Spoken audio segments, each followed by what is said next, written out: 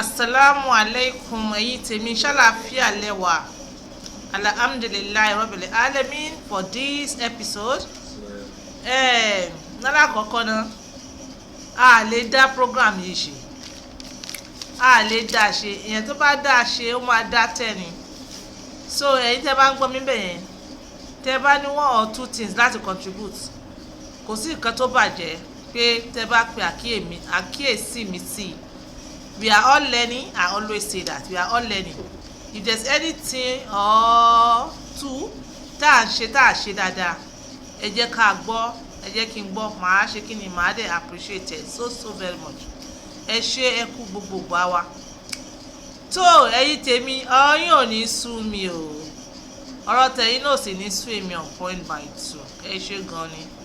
Ká tó mọ̀ tẹ̀síwájú, product mi ó sì ń tààràn ìwọ̀nyí fún ìbálòpọ̀ special. Sóyè yín, ara mi gbẹ ni, ara mi ò lé ni, ara mi wíìkì ni, kò dá mi dáadáa ni, kò ná dáadáa ni, ó kéré ni, ó ṣe gbá ni. Fún ìwọ àti ìyàwó rẹ, agbára Ọlọ́run ká. So ẹ jẹ́ kí n mọ̀ tẹ̀síwájú. Ẹ ṣáà ti pè mí on point by two. Ẹ kọ́ gbẹ̀ orí owó náà ni. Then ẹ bá fẹ́ travel sí anywhere, ẹ fẹ́ lọ hajj, ẹ fẹ́ lọ umrah, ẹ fẹ́ lọ anywhere all over the world, ẹ contact nọ́mbà tí wọ́n máa rí ní òkè àbísàlẹ̀, iléeṣẹ́ Awon travels and tours. Wọ́n capable, wọ́n dẹ̀ wà honest. Ẹ jẹ́ ká mọ bí ètò tèmi lọ, ká mọ̀ fún gbogbo àkókò ṣòfò. Ẹ̀yin tèmi ọ̀wọ́n, èèyàn kan ló pè mí on point by two.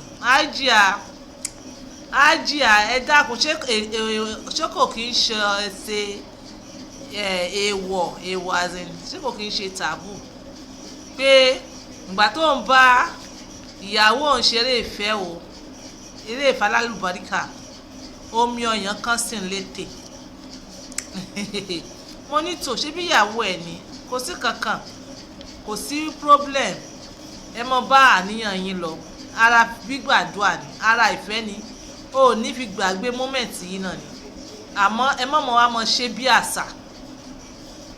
So mo ní tó bá islamically a sọ wípé haram ni, ó wà nínú alukurani, ẹ lọ kà á pé ọdún méjì oníkẹ́ fún ọmọ yín lọ́yàndà, ọdún méjì.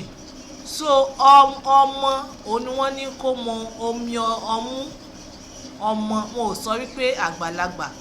But súnà ni tó bá ìyàwó rẹ̀ ṣe eré ìfẹ́, òun á ṣe eré ìfẹ́ yẹn, omi ọmú wá kán sí ẹlẹ́nu, kò sí problem. Ẹ mọ bá àníyàn yín lọ, àmọ́ mọ̀ wá dá láṣà, mọ̀ ń dá láṣà. Tó bá dá láṣà, ó máa wá di màkúrùn tó bá wá di lemọ́, ó máa wá di pé kíni, ó máa wá di ẹ̀ṣẹ̀. Nítorí pé kíni, wọ́n ní wọ̀ntúnwọ̀nsì nǹkan tó ò nídìí, kí ló dé tó fi ń waste ẹ̀.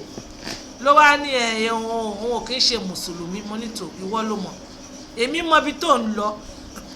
Excuse me.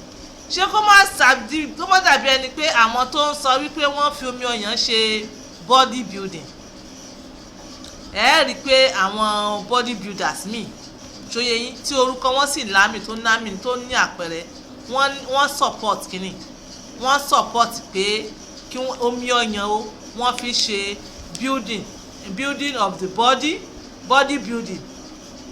Èèyàn kan sọ pé to grow like a baby you eat like a baby. Ta ló sọ yẹn náà? One of these body builder, òun ló sọ bẹ́ẹ̀. So nísìnyí arákùnrin wa ní pé kí n lọ further, pé kí n sọ nípa nutrients.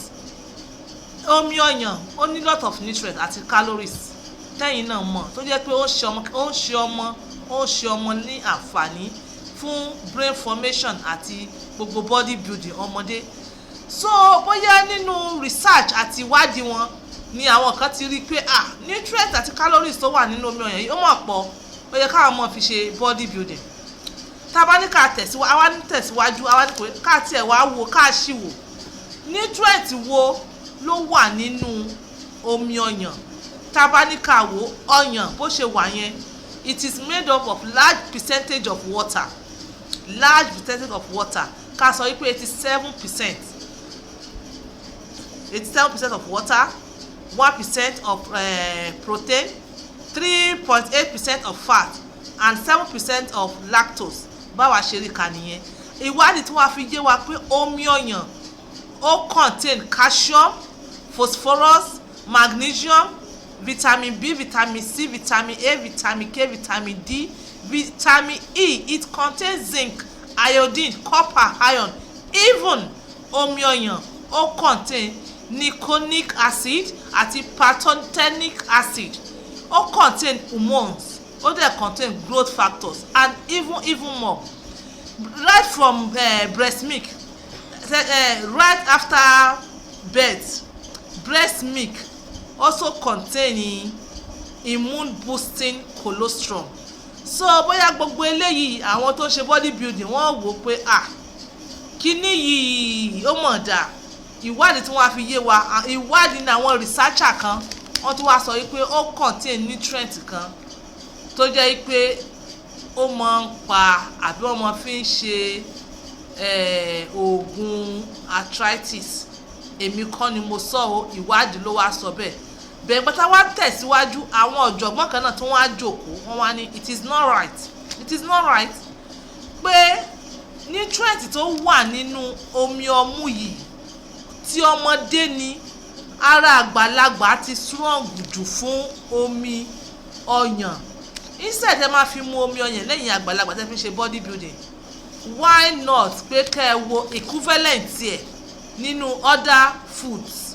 Wọ́n dẹ̀ wá sọ àwọn ìyẹn náà tí wọ́n á tẹ̀síwájú wọ́n bára wọn ṣe debate pé àwọn kankan mọ̀ wá náà yẹn tó yẹ pé you can't get it nínú ordinary food. Èmi kọ́ ni mo sọ o. So àwọn ọ̀jọ̀gbọ́n kan tó yẹ yín bí àwọn American Pregnancy Association wọ́n sọ wípé breast milk contains the perfect combination of proteins, fat, vitamin and carbohydrate for the development of newborn baby, not for adults. In quotes, not for adults. The ways the both bodies can accept this nutrient and synthesize it is drastically different. That is to say, the way tí ara ọmọdé tí wọ́n fi accept, absorb and synthesize ẹ̀ nínú ara wọn ó yàtọ̀. Bọ́dì ọmọdé ó yàtọ̀ sí títa àgbàlagbà. Tí ara àgbàlagbà ó ti develop, possibility wà pé bí wọ́n ṣe sọ bí àwọn American Pregnancy Association bí wọ́n ṣe sọ pé omi ọyàn o kò kí ń ṣe fún àgbàlagbà, fún ti ọmọdé ni. Furthermore, show you because I need láti clear hair. Furthermore, according to Magna Tepner, a Toronto-based nutritionalist, ó sọ wípé breast milk is not designed for grown men to drink. It's not designed for grown men to drink. But àwọn body builders, àwọn experts in body building tí wọ́n nífẹ̀ẹ́ sí pé tí wọ́n sọ pé breast milk ó dáa, ó máa ní ìkankan tí wọ́n wò tí wọ́n fi sọ pé àwọn náà sọ wípé there is no harm in trying. Wọ́n sọ pé kí ni wọ́n ní there is no harm in in trying. There is nothing like weak breast milk. There is nothing like weak breast milk. Ṣó yé yín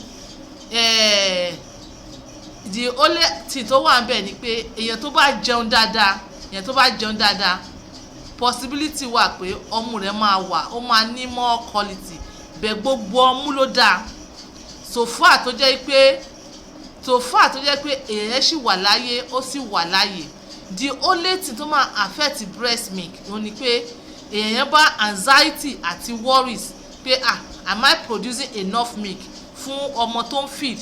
Every mother has enough milk for her son or for her daughter. Ṣó yé yín. Then ẹ jẹ́ kí n sọ fún yín láfikún ẹ̀yin èèyàn ó ní pé àwọn nutrients kan wà nínú breast milk yẹn pé atẹ́gùn ò gbọ́dọ̀ fẹ́ sí wọn. The only advantage náà ni pé láti inú ọmú orí ọmú sí ẹnu, láti orí ọmú sórí ẹnu ní atẹ́gùn ò gbọ́dọ̀ fẹ́ sí. tí atẹ́gùn bá ti fẹ́ sí ó ti máa wà ó máa congeal fún àpẹẹrẹ ẹ̀yin tẹ́ bá ń sọ pé ẹ máa fi ọmú sínú fooding bottle ẹ lè ever get the same quality ọmú tó ń jáde sọmọ lẹ́nu láti orí ọmú títí ní ẹnu ìyá quality ẹ máa yàtọ̀ sí ìtẹ́ ti gbé kalẹ̀ lẹ̀ talkless èyí tẹ́ ti gbé sínú fíríjì ṣóyè yín and tẹ́ẹ̀dẹ̀ rí bí ara obìnrin ṣe wà nutrient ọmú tí wọ́n bá produce láàárọ̀ òun kọ́ ló máa produce ní ọ̀sán kọ́ máa produce ní alẹ́ oníkálukú ló ní good quality àti tó dẹ̀ yàtọ̀ nígbà ní every time so ìwọ tó bá sọ pé o fẹ́ mu omi ọmú o tó mọ̀ pé o fẹ́ mu quality omi ọmú o bí bọ̀dá tó ń bá mi sọ̀rọ̀ lẹ́ẹ̀kan ayé ẹ jẹ́ pé ó yà mọ́ fẹnu fà á ni o mọ́ fẹnu fà á nítorí àwọn kan sìn wọ́n sọ wípé wọ́n ra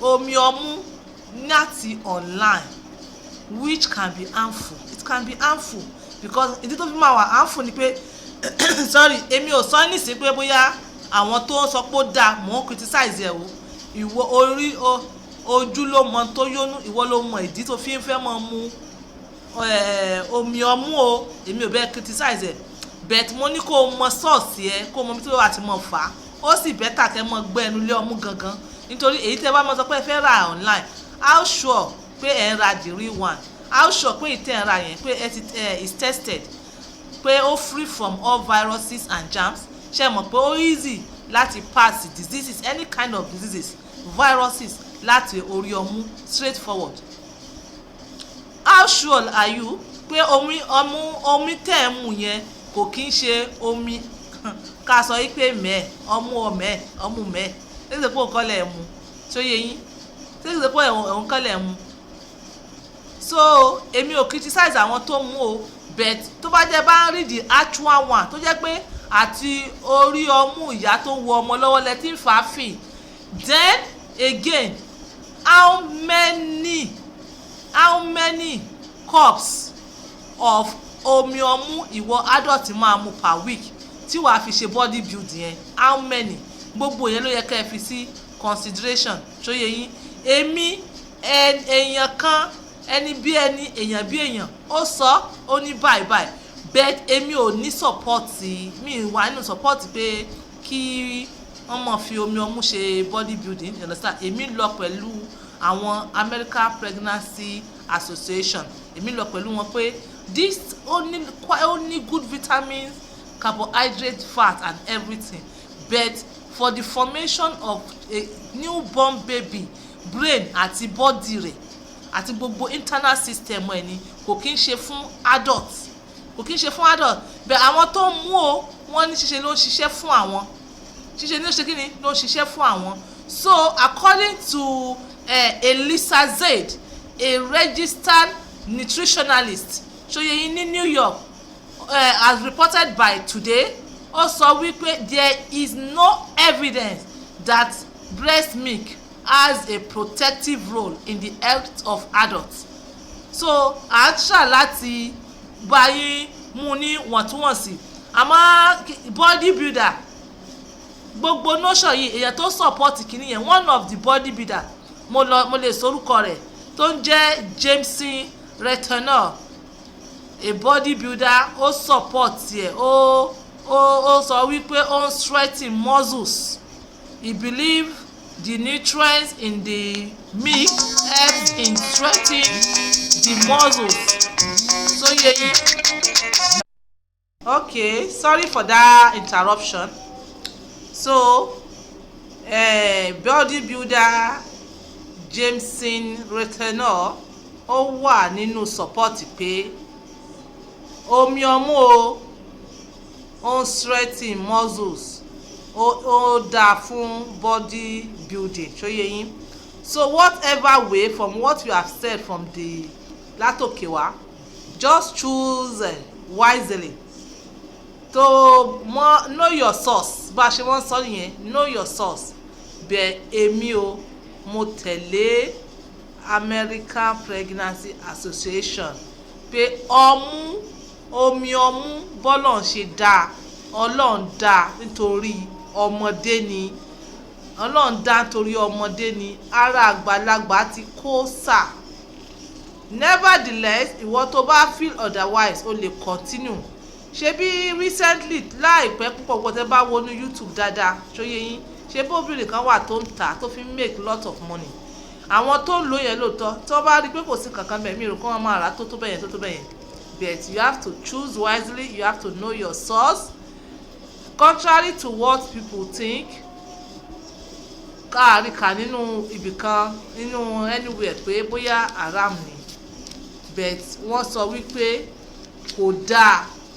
Ọmọ Ọlọ́run nǹkan tọ́lọ́run bá ti sọ wípé báyìí Ọlọ́run sọ̀rọ̀ púpọ̀. Ọmọ ọdún méjì ni Ọlọ́run sọ pé kó máa mu omi ọyàn. Bí omi ọyàn yẹn ṣe wà yẹn kò dáa kẹ́ mọ́ store kò dáa kẹ́ mọ́ store ẹ̀. Tẹ́ bá ti ń store omi ọmú kò kí ń ṣe lè rí the right nutrients, lè rí the right calories. Tẹ́ bá ti ń store ẹ̀ kò fẹ́ mi ò fẹ́ atẹ́gùn. So I leave you on this note. Choose wisely and know your source. Ẹ má ra contaminated. Ẹ má ra omi mẹ́ẹ̀. Ẹ má ra ọmú mẹ́ẹ̀. Ẹ sọ pé omi ọmú ni. Ẹ bá fẹ́ mu omi ọmú ẹ gbẹ́nu sí direct ni. So this is on point by 2 using my words for others.